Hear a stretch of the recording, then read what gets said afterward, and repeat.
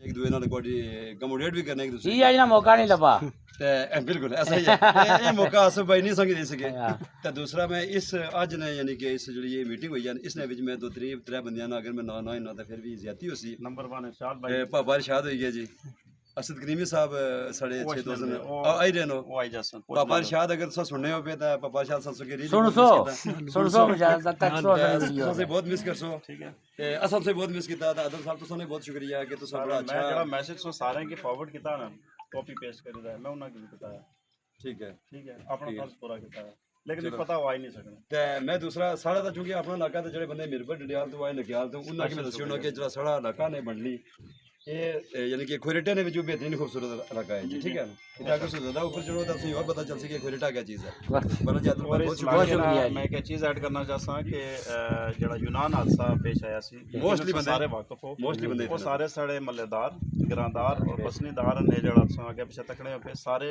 इस इलाके नाल उन्हां दा तल्लक सी जेड़े अल्लाह प्यारे ते मैसेज थोड़ा जिहा लंबा हो जैसे मैं एक और गल भी करना चाहना इत्थे अगर मैं लोगों दी तुसें मैं दसां काबलियत तो मैं अपने मेरे दोस्त नाल गल करना सपेआ कि इत्थे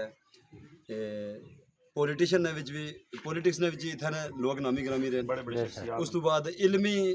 मैदान ने विच तुसें ने असने वीसी साहब ने फारूक साहब रफीक साहब मस यूनिवर्सिटी ने इत्थे ने सुनो भी उस तो बाद फरीद राजौरी साहब हुई गए बेशुमार लोग ऐसे जिन्होंने तालीम ने मैदान ने विच खिदमत उन्होंने आज माशाल्लाह अगा शकील भाई सीधे वो जी खान साहब बिस्मिल्लाह जी रेसो नालो नाल तारुफ करो अपना पहले मोहम्मद शकील है हमारा नाम ते चैनल का नाम शकील बिलाल ठीक है कार माने इस्लाम का बड़ा जुन जड़ा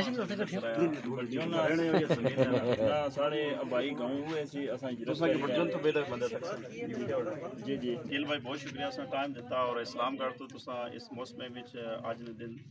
सारे मुलाकात पहुंचे तक सकने जी आए मैडम जी निशानी है बहुत शुक्रिया जज़ाक अल्लाह सर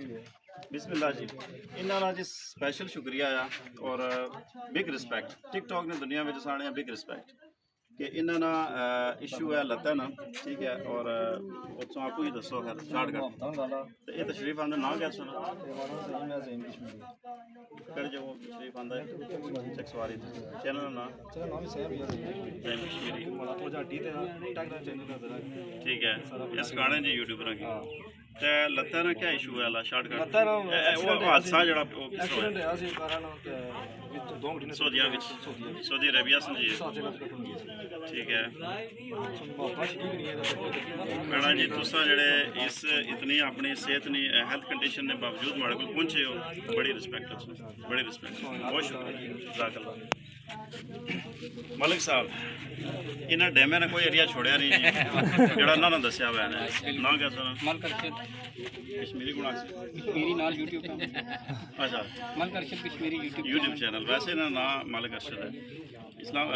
चकसवारी कैसा चैनल चाहिए रहा अल्हम्दुलिल्लाह जबरदस्त ठीक ठाक चाहिए सुना कि बाहर नहीं कोई रहा तो मुल्क इंशाअल्लाह प्यारियां चाह बादला रोटी पानी चाह माशाल्लाह जी वेलकम मसे याद करने सोचो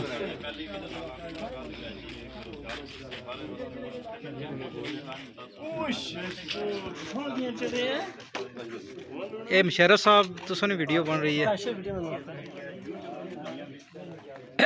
जी